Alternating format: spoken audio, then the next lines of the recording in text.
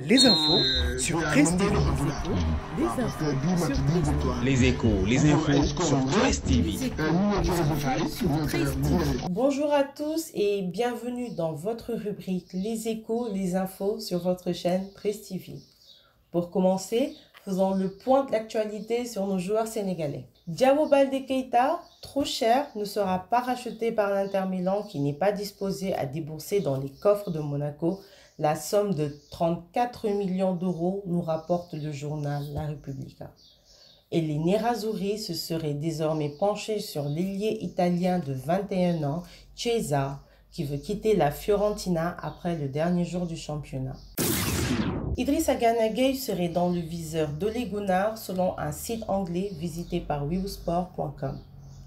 Il attire de plus en plus le Norvégien qui est un admirateur de l'ancien joueur de Djambar qui a fait ses preuves dans la Première Ligue. Un autre média anglais, Evening Standard, informe que Ole Gunnar veut aussi la star d'Everton à cause de son prix modique. Il pense pouvoir débarquer Idrissa Gana Gueye pour seulement 30 millions de livres sterling cet été. Galatasaray, qui veut conserver la majorité de son équipe, vainqueur du titre, prépare une offre pour le milieu de terrain Pape Alioune Ndiaye.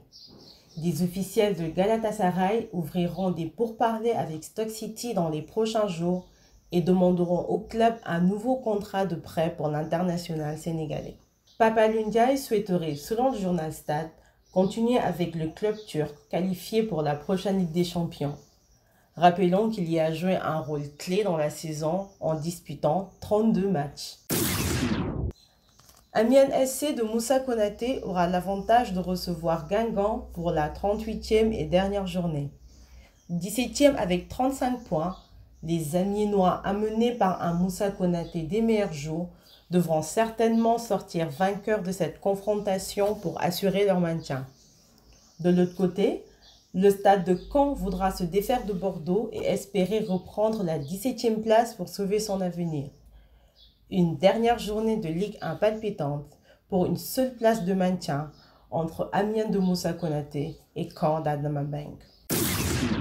L'équipe du Sénégal des moins de 20 ans a fait un premier pas vers la qualification au deuxième tour de la Coupe du Monde Junior de Pologne en s'imposant sur un score de 3-0 face à Tahiti. Auteur d'un triplé, le pensionnaire de Kayor Foot Amadou Sagna a marqué le but le plus rapide de l'histoire de la compétition, 10 secondes après le coup d'envoi. C'est un grand honneur et une grande joie pour moi d'avoir pu inscrire ce but rapide et d'avoir battu le record. Réaliser un triplé est aussi très particulier, mais je n'y serais jamais arrivé sans le travail extraordinaire de toute l'équipe, a réagi l'intéressé après la rencontre sur FIFA.com. Concernant les infos hortanières, Bouna Sarr pourrait faire partie des joueurs qui disputeront les couleurs du Sili national lors de la Coupe d'Afrique des Nations 2019. Le sélectionneur de la Guinée avait annoncé la couleur en informant que de nouveaux joueurs pourraient faire leur entrée et étoffer l'effectif.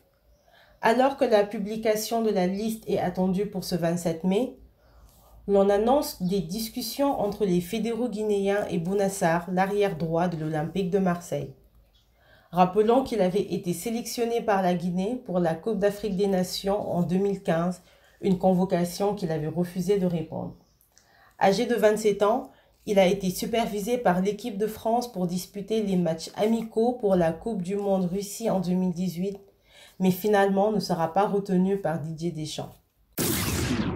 Et enfin, auteur d'une belle saison avec Nice, Youssef Attal est devenu la cible de plusieurs clubs européens et pas des moindres.